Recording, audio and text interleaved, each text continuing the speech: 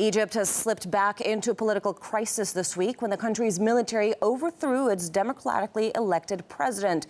Mass celebrations after Mohamed Morsi's ousting quickly turned into violent clashes between his supporters and opponents. A new interim government is slowly being formed, but people there are deeply uneasy about what's to come, as RT's Paulus Lear reports. Egypt's back in the headlines, but for all the wrong reasons. A week of street battles, mass crowds, a divided country on the brink of civil war. This is the street where the worst violence in Cairo happened.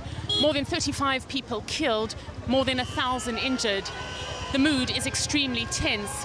Friends, family and supporters shouting, crying, a lot of emotion. And the country's bracing itself for more. US-issued military combat boots stand guard.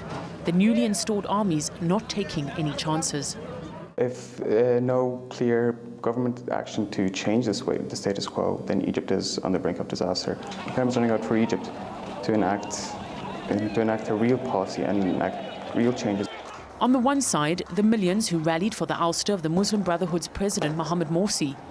They got what they wanted when on Wednesday the army took over. Across the bridge, those who want him reinstated. Both sides are talking war.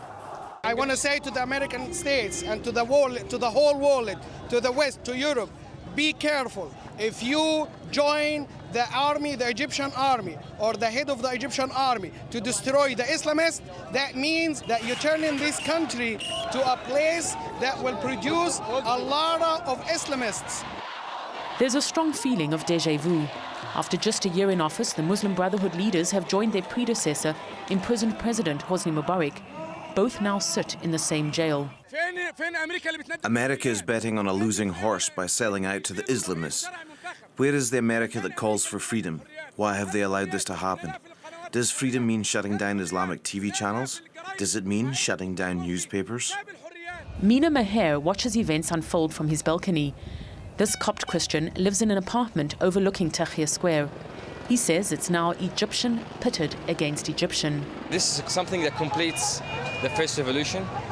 The first revolution was incomplete by having the military taking control of the country for more than a year, and then using the democracy in a very bad way by giving the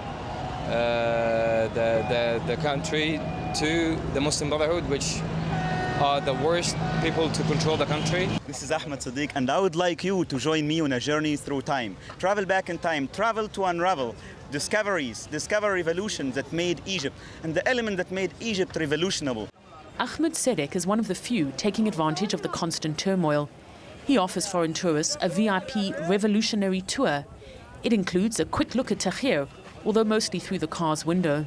Now I'm so well spoken thanks to the revolution. I used to stammer and stutter and flounder. Now you see, my speech flows like a mighty stream. I'm almost like British people.